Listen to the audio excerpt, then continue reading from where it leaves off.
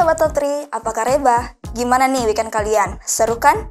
Nah, Top 3 kali ini, Junita akan membawakan 3 berita terhangat minggu ini. Kira-kira sehangat apa sih beritanya?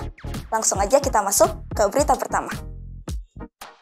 Menteri Dalam Negeri atau Mendagri atas nama Presiden Jokowi meresmikan Papua Barat Daya menjadi provinsi baru di tanah air pada Jumat 9 Desember di Gedung Sasana Bakti Praja, Kantor Pusat Kementerian Dalam Negeri atau Kemendagri Jakarta.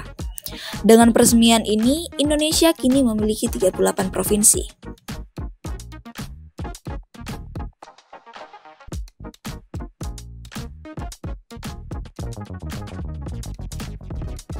Pembentukan dan peresmian Provinsi Papua Barat Daya ini, lanjut Mendagri, juga dilakukan berdasarkan aspirasi masyarakat Papua.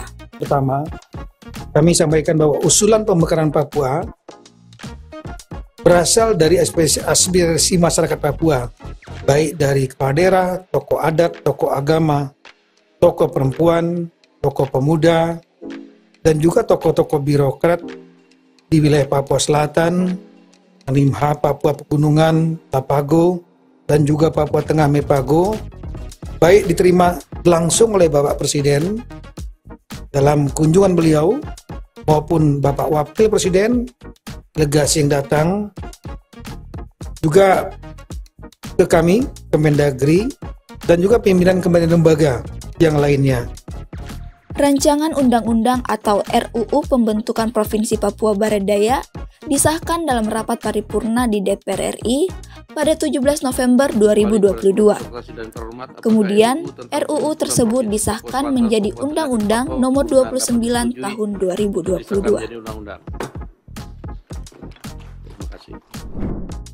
Nah, itulah tadi berita yang pertama. Jangan lupa sekarang Indonesia udah punya 38 provinsi. Nah, semoga teman-teman kita yang ada di Papua bisa merasakan pembangunan yang merata juga ya. Oke, sekarang kita masuk ke berita kedua terkait Komisi Pemilihan Umum atau KPU yang telah menetapkan nomor urut partai politik untuk pemilu tahun 2024. Kira-kira gimana ya beritanya? Yuk langsung aja kita simak berita lengkapnya. Pasca penetapan 17 partai politik nasional dan 6 partai politik lokal Aceh peserta pemilu 2024, Komisi Pemilihan Umum atau KPU langsung menggelar rapat pleno terbuka pengundian dan penetapan nomor urut partai politik peserta pemilu tahun 2024 pada Rabu 14 Desember malam di halaman gedung KPU Jakarta.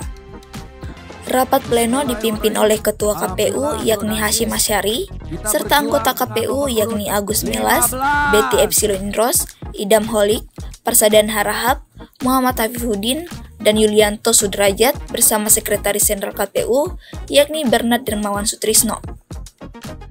Pertama-tama marilah kita memanjatkan puji syukur kepada Allah Subhanahu wa taala, Tuhan yang Maha Kuasa yang senantiasa melimpahkan rahmat dan nikmat kepada kita sekalian, sehingga kita dapat menghadiri rapat pleno terbuka pengundian dan penetapan nomor urut partai politik peserta pemilu 2024 pada hari ini, hari Rabu, tanggal 14 Desember tahun 2022 dalam keadaan sehat walafiat.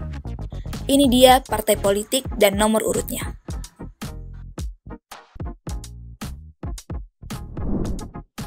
Oke, itulah tadi berita yang kedua. Kira-kira teman-teman ada prediksi untuk 2024 nanti gak? Komen di bawah ya. Oke, sekarang kita masuk ke berita yang terakhir. Penasaran dengan beritanya? Yuk langsung aja kita simak berita lengkapnya.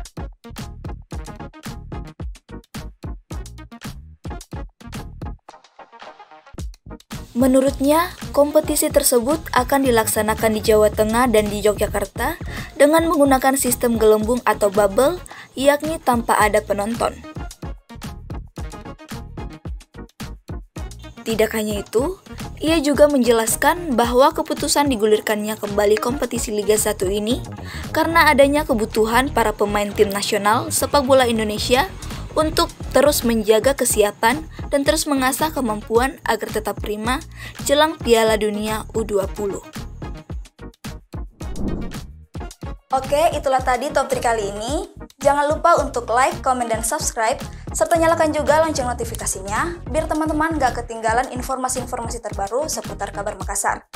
Akhir kata, saya Junita Anastasia dan seluruh kru yang bertugas mengucapkan terima kasih dan sampai jumpa.